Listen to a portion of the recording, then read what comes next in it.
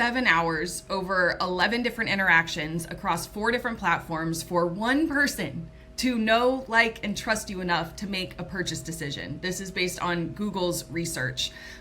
Your magnetism is your marketing. It is what pulls the right people, places, opportunities to you. And if it feels like your marketing isn't working anymore, your posts, your emails, your landing pages, you're probably not imagining it, and it's not your fault. What's actually happened is that the advice that you've been following was right for the time. And in the past few years, we have evolved so much as a society, and on these platforms, there's just so much noise out there that a lot of the good stuff got buried, including the things that would actually work for you. Everything has gotten so much easier because of AI. The bar to entry is just so low now. Like, anybody can write a post, slap a filter on. The feed has filled, and there's so many people sharing information out there that a lot of us, because we're so overstimulated, have retreated into just following a few people and names that we already trust. And that is why being good is no longer sufficient to get you into that handful of people. Being someone specific is, being your unique self is, and it means you're not going to appeal to everyone. The bottom line is you haven't made it until you have haters. So these are my 10 marketing rules. First of all, if you're new here, my name's Manda. I run Spiritual Business School. We've got over 600 spiritual entrepreneurs in there. I've been doing this for over 2.5 years. I've made multiple 6 figures from my online business, and I have been in marketing for 8 years. And I specifically help spiritual entrepreneurs monetize faster with Claude, content, community, and paid ads in alignment with their design. I'm an American expat living in Europe, running my entire business solo using AI as my team. So I want to go through the 10 rules that I would break, that I've had to unlearn the hard way, and the 3 things that are actually working right now. Number 1 is this idea that you need a perfect niche before you can start. And the issue is you don't know what the fuck that is at first. Nobody does. Your niche is something that evolves with you. Like, you don't need a niche to start, but you just have to start. And it's something that arrives to you in co-creation and collaboration with your audience. You can never figure it all out up here in your head. You just can't. Your mind is never the authority. We get so overwhelmed and caught up in my positioning, my niche, my message, that it can be paralyzing. And the thing is, clarity comes from taking action. Overwhelm is when you have too many ideas, not enough follow through, and ideas themselves are useless. It is the aligned action that actually makes it worthwhile. And I see this so much. Refusing to make a decision, and I'm a Libra rising, so I understand I can be very indecisive, is also a decision. It's just the only one that's guaranteed not to get you where you want to go. You're trying to come up with this perfect niche before you start, before you continue, before you carry forth. The takeaway here is you move first and you find your niche by posting, by talking, by working with clients over time. You find out what are the things that they come to me for, trust me for, know, like, and all of the things. And it's a process of elimination. It's not like I just throw a dart at a board and all of a sudden I have my perfect niche. That's just not how it works. 2 is that content pillars are fucking dumb. They're asking you to file your content into a system in some perfect organized bucket. And the truth is that people buy from people that they know, like, and trust. And so if you come up with these content pillars and you get a download, an idea, something happens in your life, it doesn't fit one of these pillars perfectly, it just becomes a reason not to post. Your content and your business is a reflection of your own personal and spiritual growth journey. It's the things that you're actually living and learning and testing and discovering this week in real time. A bucket labeled like mindset, it's not a frequency. The most structure I put into my content just becomes I have one long form YouTube video a week, and then I pull out my 7 pieces of short form from that. That's my system for content. Like, you do need long form content, but trying to organize your ideas preemptively and to fit into these neat little boxes is not how life works. And I've spent so much time trying to make the perfect content calendars and posting schedules, and Monday is motivation and Tuesday. It's just like, it's fucking dumb. Don't waste your time. Number 3 is what I call nice girl marketing. We're so terrified because of cancel culture, putting yourself out there and really speaking your truth, being vulnerable, saying the things that the way that you would say them to a best friend is really fucking terrifying. And I understand that. But if your message isn't repelling anyone, it's not attracting anyone either. Everyone has these thoughts and feelings, but not everyone is courageous enough to share them out loud. What people really buy is conviction and confidence. You could be the wrongest person in the world, but if you say it with conviction and confidence, there is a certain percentage of people who are gonna be like, oh my God, that's exactly what I was thinking, but I would have never said it. The algorithm works the same exact way. If it cannot isolate some kind of like polarizing, controversial stance, and I'm not saying like be controversial for the sake of it, I'm saying like don't filter your stuff. Say it how you would say it to a friend. If the algorithm can't pick up on these unique cues about who you are and what you're about, it has no idea who to show your content to. And we're all competing for a limited amount of space and time on the For You page, on the grid, on the feed. And if yours is just watered down garbage, regurgitated from ChatGPT, some carousel template you got off of Etsy, they're not showing it to anyone. It's not gonna go anywhere. Going viral is great. I know it's fun. I like it too. But what makes things go viral is having a broad appeal. It appeals to a lot of people. And I see so many entrepreneurs, they're like, I've got 100,000, 500,000 followers, and people just aren't buying. That's because followers don't equal sales, likes don't equal sales, views don't equal sales. Going viral is great, but it has absolutely nothing to do with your bottom line.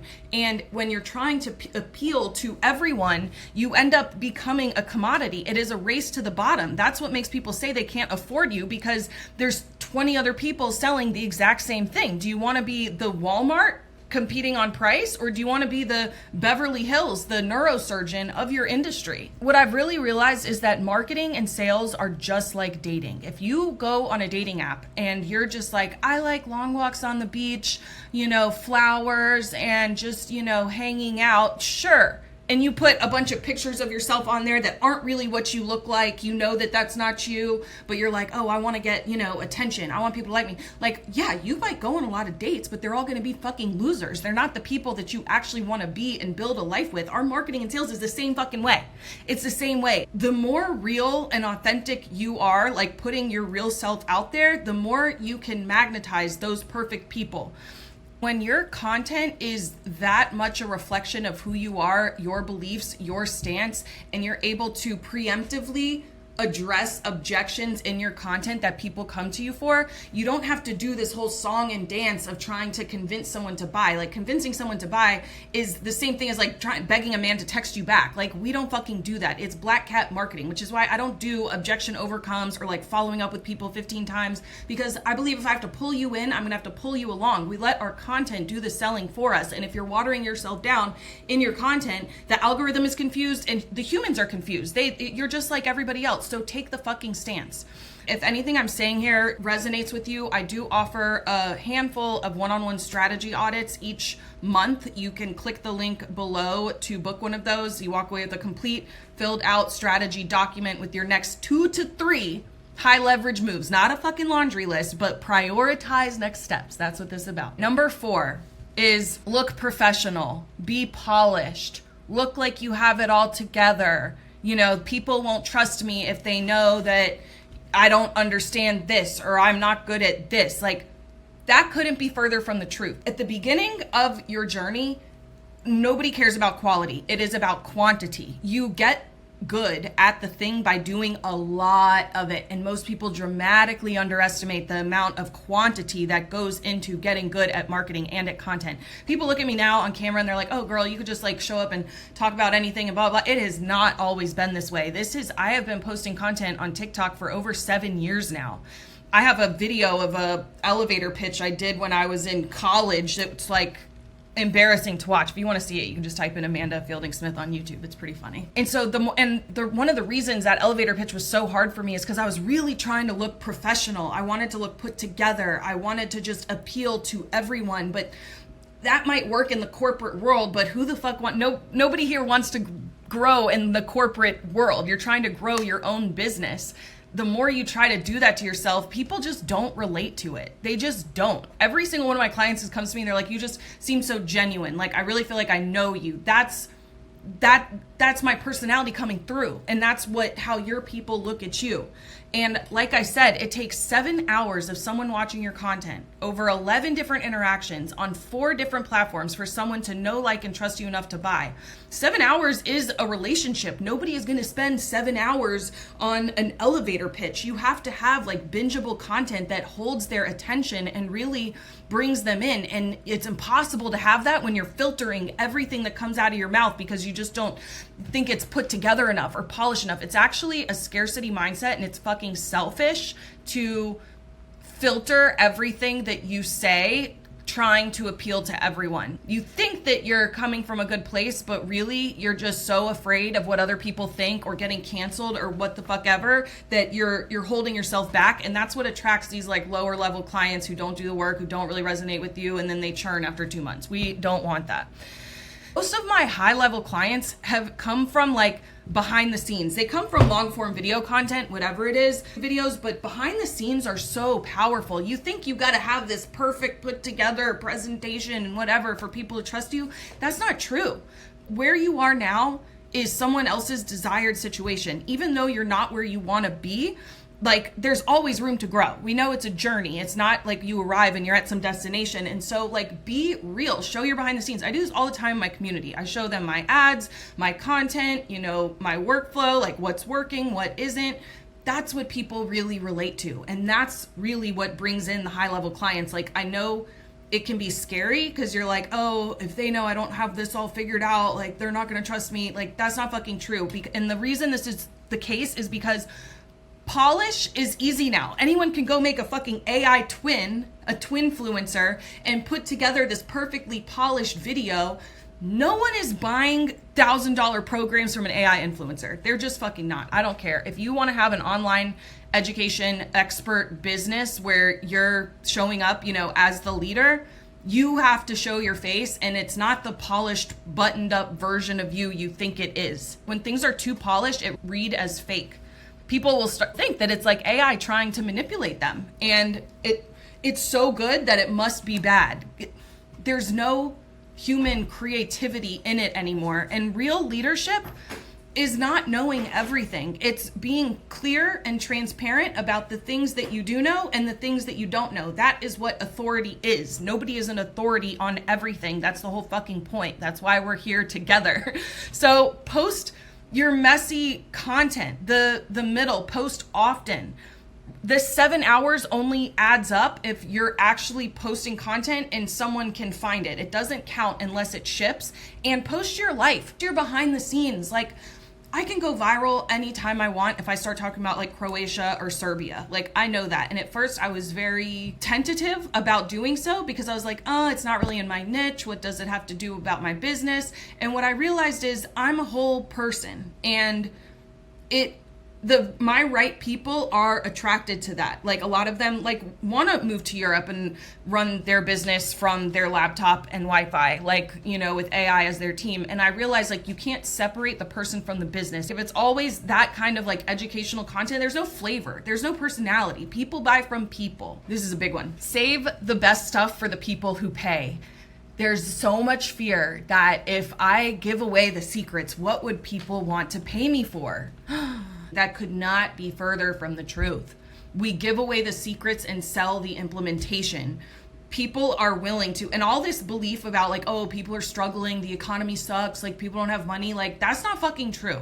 That's not fucking true. There are plenty of people out there who are doing perfectly well and who are willing to pay to get there faster, easier, and more fun. And if you're trying to hide your best stuff behind a paywall, they have no idea that you can even help them. Information is free. We've got Google, ChatGPT, Claude, YouTube University. What people are craving and willing to pay for is transformation, and that comes from accountability and support. Time is not money. Time is infinitely more valuable than money. You can never get your time back, but you can always make more money. And there are people out there who understand and believe this and are willing to pay for it. And they're not going to be the ones paying you if you're trying to like hide everything you know behind a price tag. It's not up to you to determine the value of what you know. It is up to you to be clear on what you do know and what you don't know and put it out there. What is meant for you is meant for you. There are certain people out there who are going to struggle and suffer until you show up as the leader you are with the information that you have. Do you know how you hear the same kind of thing from like 15 different people? You'll hear it over and over and over again. I'm sure a lot of the things I'm saying here, this is not the first time you've heard it, but someone says it one time in a certain way, and then all of a sudden it clicks. That's you. You cannot get to the next level until you put somebody else at the level you're at. That's what being a teacher means. It doesn't mean having it all figured out, but it means being willing to show up and share the things that you do know. Give away the secrets, sell the implementation, which goes right into rule number 6, where it's like, I need to learn and know everything on this subject until I can show up and talk about it. The problem with this is you are consuming so much information from so many different people that it's like trying to put together 15 different puzzles and none of the pieces actually fit. And you're tripping yourself out, wondering what you're doing wrong, why isn't it working, why don't these pieces fit? Because you're consuming seemingly contradictory information from too many different sources, and you haven't like filtered it through your own experience and implementation. And so what this is doing, it's like tripping out your dopamine. You feel like you're learning, like you feel like you're doing something, you're being productive, but it's like too much knowledge becomes imaginary knowledge, that because if you don't know what to do with it, knowledge is not power. Applied knowledge is power. And if you're not actually implementing the things that you do know how to do, you cannot learn the new things that you don't know yet know how to do. Which is why the biggest investment we make in our businesses has nothing to do with mentors or taxes or softwares. It's the ignorance tax of not knowing what you don't know. Like if you're at 5K and you want to be at 20K, every single month that you're not there is $15,000 you could have made. It's the opportunity cost of not knowing what you don't know, which brings me back to the last point, that people are not struggling, okay? There are plenty of people out there who have the resources and the wherewithal to invest in themselves and in their businesses. Like, they're not going to do that until you're showing up as the leader. The fact that you're watching this, you are already worlds ahead of 99% of the population. I could give you every single piece of the puzzle for free, and most people wouldn't even open the guide. They wouldn't even open it. Do you know how much it takes to be in the top 1% of podcasters? Do you know how many episodes you have to make? 21 episodes. You are in the top 1% of podcasters. Most people just aren't taking action. They're just consuming all of the time. You could read and watch and consume every single thing on the topic of growing on YouTube, building a 6-figure school community, but until you actually do something with it, it doesn't mean anything. So we want to stop collecting different puzzles. We want to start putting together the pieces that we already have. Number 7, never tell a client something they don't want to hear. And I think a lot of you might say, oh no, I know that that's not true. And if that's you, then I want you to listen to this. Being direct is the most generous thing you can be. We already have people in our lives who are going to validate us and tell us it's all okay. Our mom, our sister, our best friend. As a coach, as a guide, they're paying you to tell them the things that nobody else can tell them. And this filtering happens on so many different levels, where we want to support our clients and we want them to grow and we want them to win, and we're so attached to their results that we're kind of afraid to show them the thing that they're missing. And what I have realized with this, and I've definitely made this mistake before, so don't think I'm not including myself in this, but what I have learned is that when you're holding back with your clients, you think you're doing it to be a giver. You want to support, motivate, inspire them, but really what you're looking for is validation and approval, and you maybe are attached to the paycheck, what you can get from them. And so really you're being a taker, because you're not actually telling them the things that they need to hear to get where they want to go. And the more you filter yourself with your clients, the more you're going to filter yourself in your content and in your messaging, and you're going to keep attracting those same type of people. Like on a team, if you've got a mastermind or a group program and you've got a bunch of A players in there, A players want to be around A players. You let in one C player because, oh, well, I want to help them. I want to support them. You know, they need, support too. It brings the whole energy of the room down. Nobody wants to be around that. People want to be around people who are doing as good and or better than them, not people below them who really aren't doing the things they need to be doing. You're going to get criticism no matter what you do. No matter what you say, no matter what you do, how, polite, perfect you are, you're going to get judged. You might as well be judged for speaking your truth. Your clients, your content, your marketing are not the ones paying you. They are just vessels. And we are just a vessel for the creator. And it is our job to show up from the most giving place where we are entirely unattached from the outcome. That's what I'm trying to say is we get attached to certain people, opportunities, and we feel like we gotta line up with this like it has to be this thing. And so we'll hold ourselves back when really they're just vessels for the creator and we're just a vessel for the creator. So allow yourself to be a vessel, to be a channel, come from a truly giving place where you don't need or want anything in return. That's what allows you to really show up as the best version of you as a coach, as a leader, as a guide. Your clients are paying for the truth. If they already knew the answers, if they could already see it, they would be there. That's why they're paying you. Trying to be their cheerleader, their best friend, is keeping them stuck in the same cycle, and it's keeping you stuck in the same cycle as well. Number 8 is you gotta pick a stance and stick to it. This could not be further from the truth. We wanna be consistently honest and transparent about where we are, not hold on to old ideas or things that we used to teach because we're afraid of publicly contradicting yourself. You're afraid like they won't trust you anymore if I had been saying, oh, freemium high ticket is the way, and now I start building out a low ticket community. What are they going to think? Your business is just a reflection of your personal and spiritual growth journey. It would be insane to believe that the way you started or the way you were a year ago would be the same exact way that you're running things now. We all know that couldn't be further from the truth. And I did this myself. I taught freemium communities, free on the front, high ticket on the back end for 1.5 years, and it worked for me. That was what I believed and did at the time. And then I decided when I moved to Croatia, I started working with my coach, Evelyn Weiss. I wanted to build out the low ticket recurring revenue side of my business. I wanted that stability. I wanted that, I wanted that in my life and in my business. And I was honest about that. Almost nobody in the space will publicly reverse themselves. We're afraid to be seen as untrustworthy or, inconsistent. That's bullshit. Publicly changing your mind and owning where you are now is the most honest, giving thing you could possibly do. Number 9 is only do the things that light you up. Be in your zone of genius. If you don't love it, why are you doing it? Now listen, I'm not saying there's not some truth to honing in on your strengths and gifts and talents, but please understand, not all day, every day is exciting and the most thing that lights me up. There is plenty of boring work. And it's done behind the scenes. You're not getting applause. Nobody fucking cares. And you are doing this boring work day in and day out with no external praise or validation. And that's just the way it is. If you want to have a business, yes, sure, maybe you want to have a team or you have a team, but you're not going to be able to only do the things that light you up all day, every day. The problem is it's so much harder to get a plane off the ground than it is to keep it up in the air.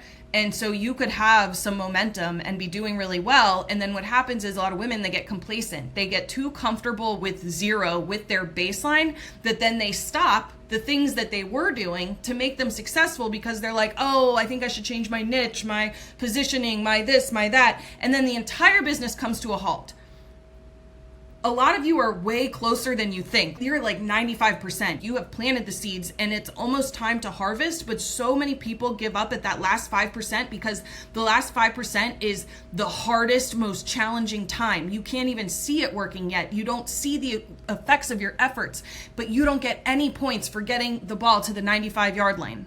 The greatest light is revealed in that last 5% when you actually stick through it and get through that challenging time, because we all know business is just a foil for personal development on steroids. If you want to become the best version of you, start a business. And so this really goes back into that. I read the book 10X is Easier Than 2X, Dan Hardy. And he's write a list of everything you're doing and then circle the 20% of things that are in your zone of genius and only do those things. It's just not possible at the beginning of the journey, or in fact, it's ultimately just not possible. I don't really agree with that book. I think the premise I understand, but there's going to be plenty of boring work when no one's watching, no one's applauding, no one fucking cares, and you have to have faith and certainty beyond logic that everything that you are doing has value and it's coming from a giving place without being attached to the outcome. You're not going to just be able to sing and dance with the unicorns and rainbows all day, every day. It's just not the way it is. All you really have to do is be consistent. And 99% of people haven't even started, let alone are they consistent. The clarity that you're seeking, the alignment, the certainty, it's a co-creative process that happens from taking action and with your audience. You cannot think your way to the result. It comes from that aligned action. So my takeaway for you is you've got the momentum. Understand momentum is an asset we want to protect beyond all measures. Keep the plane up in the air. Protect this momentum with your life from all of the new ideas and inspo and things that you could be doing. I'm not saying you can't do some new exciting things. I know the dopamine is fun, but like don't stop the things that you had been doing to go, like you're on a plane from California to New York and then you're almost at New York and then you're like, you know what? I'm going to go to Aruba. Don't fucking do it. Just don't. Number 10 is to follow a proven method. This person has gone before me, so I need to do everything exactly the way that they do or it's not going to work. And I have made this mistake so many times. The truth is, there is no one right way. There is only your way and consistency. The more you are trying to emulate or copy someone else's strategy because you think that they know something that you don't, you are watering yourself down. You are not valuing your own truth and experience. A perfect example is I had started working with this coach, I think it was a couple years ago, and she told me not to talk about human design in my marketing. And I was paying her a lot of money. She said it would confuse my audience. I could use it in my secret sauce, on the back end, but not talk about it in my marketing. Up to this point, I had my first 10K month. My business was doing really fucking well. I stopped talking about human design in my marketing and my entire business came to a halt because I was outsourcing my truth to her. You have to find the balance between your way, what you know to be true, and following the proven method. There are principles that work no matter what, like always be marketing. Everyone needs to attract, convert, and deliver. Like these things are true. The way that you will go about it will be different. And when you start outsourcing your truth to another person because you think they know better, that's when things get really dark.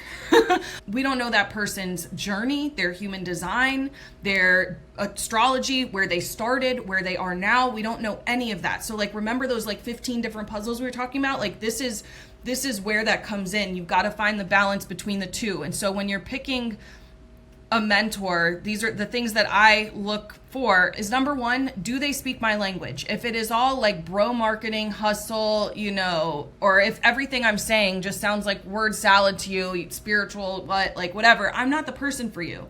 Number two is, are they where I want to be? Do they have something I want? And number three is, can I afford it?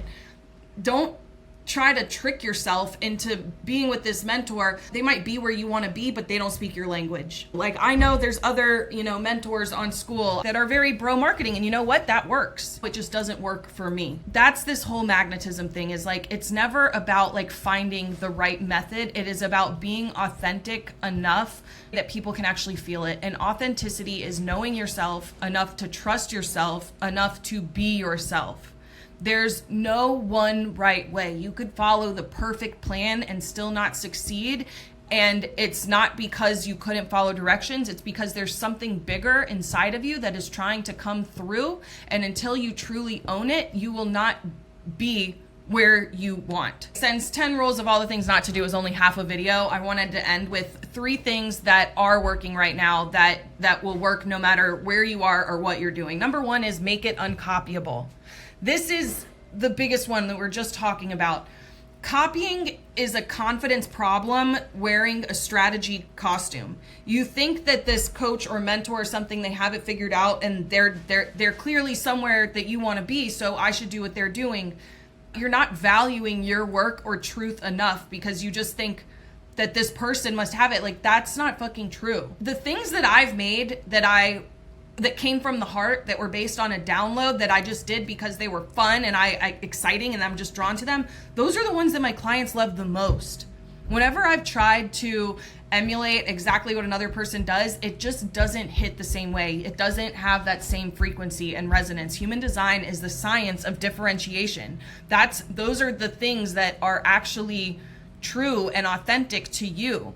The question is not like, what content should I make? It's what is true about me and my experience right now. Number 2 is that organic can really only get us so far. You're always relying on the algorithm. You're on a platform that you really don't own, and there is, an algorithm between you and your ideal perfect fit clients. It is the foundation for everything else that we do, but using ads to buy top of funnel reach so that I can pay with my dollars to get to the exact right customers for me, that's how I supercharge all of my efforts. And the best thing about this is I use a ton of my organic content as my ads. I have a whole system of how I go about creating new things for my community based on demand, creating content around them, and then using those as ads. And some of my worst performing organic content are some of my best ads.